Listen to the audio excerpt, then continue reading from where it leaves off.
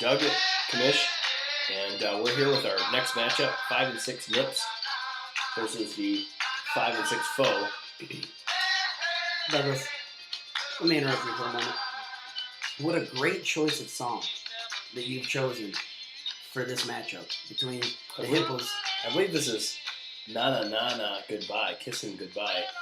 And I think I say that because I think that the Nappy can na kiss goodbye the playoffs, as he's 5-6 and soon to be 5-7, and joining the likes of Titletown and some of the other perennial losers in the GFO out of the playoffs. So I would like to commend you on your song choice. I mean, I just hit random and we see what happens. I mean, marvelous. It's just kind of the way it works out, I guess. Anyway, well, let's get started right away. Hips coming off of a pretty big win last week where he put up a lot of points. Now, I'll be honest with you, I think he could do it again this week. I don't see why there's any reason he could not. Donovan McNabb against Washington. Surprisingly, Washington is in the top, I think, 3 for fantasy defenses against quarterbacks. Wow, that is surprising. They really only give up about 10 points a game to fantasy quarterbacks. Now, granted, when we look back at this, who knows? Only the future will tell. But Tony Romo against Oakland is a very good matchup as well. Who would you rather have? I would rather take McNabb in this spot, only because Romo is so unpredictable. Yeah. It's a primetime game. It's a national televised game, being Thanksgiving and all. And you know how he plays nationally. Yeah. Well, I'll tell you. I'd take McNabb. McNabb the last time only had 12 fantasy points against the Redskins. So it's something else you got to keep in mind there. It's a great stat. But anyway, here we go with the running backs. Ryan Grant and Ricky Williams. Ricky Williams just went nutso last week, 37. And that was against an okay rush defense. Now he's going up against the worst rush defense in the Buffalo Bills. On a side note, not all of those rushing yards were out of the Wildcat. No. And that was nice to see. Yeah, yep. But Ricky Williams and Ryan Grant against Cadillac Williams, Matt Forte. Matt Forte has a terrible matchup here. Really, the only way I think Matt Forte gets numbers is if he starts getting passes out of the backfield, as he is a very good pass-catching running back. Yes. I'm going to go with Grant and Williams. Any objections? None. For exactly the reasons you just said. I hate the Forte Minnesota with the Purple People Eaters, and all Minnesota has to do is concentrate on him because Cutler blows. Yeah, no, you're right.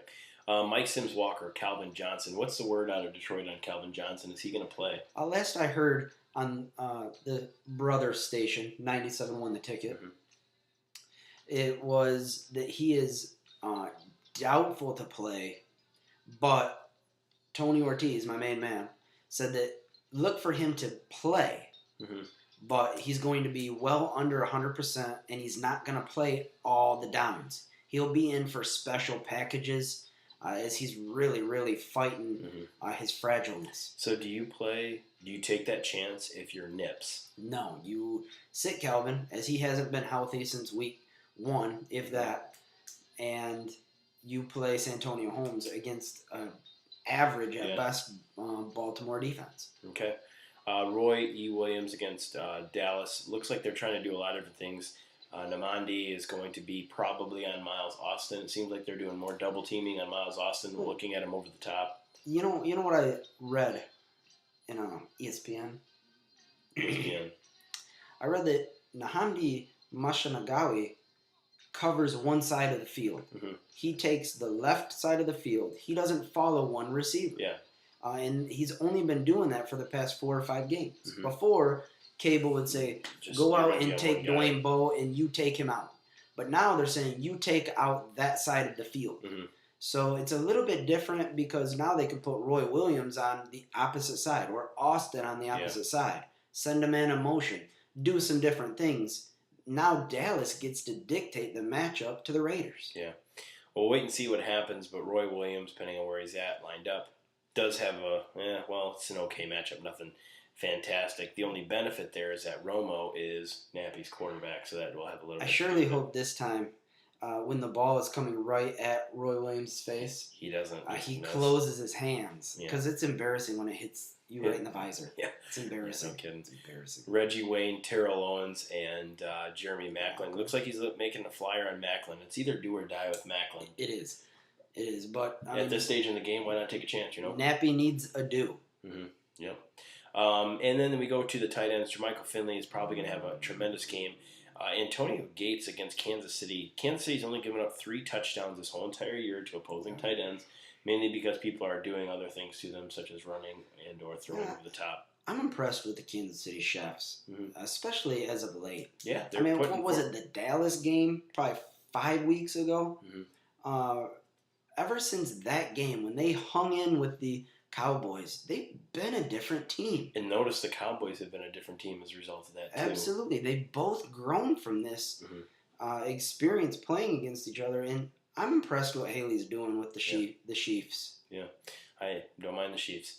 All right, Jets against Carolina, Ravens against Pittsburgh. Pittsburgh gives up a lot of points, mainly because they give up a lot of sacks. Yeah, big time. And so with this, I'm still going to go with the Jets, I think. I don't know. I just don't. I don't know. It's a tough call for me. I think it could be a wash. Really.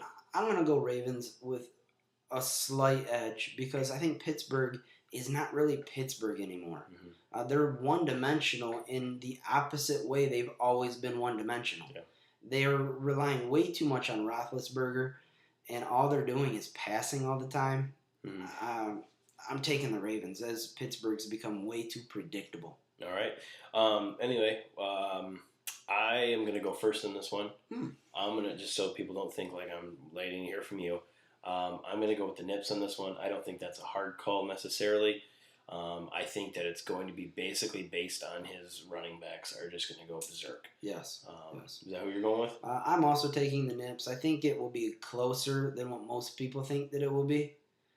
But I just think that the Nips running backs have too much ammunition for the lack of explosion. Nappy. All right. Well, that's it. We both are picking the Nips, and we'll be right back. Na, na, na, na. Na, na, na, na.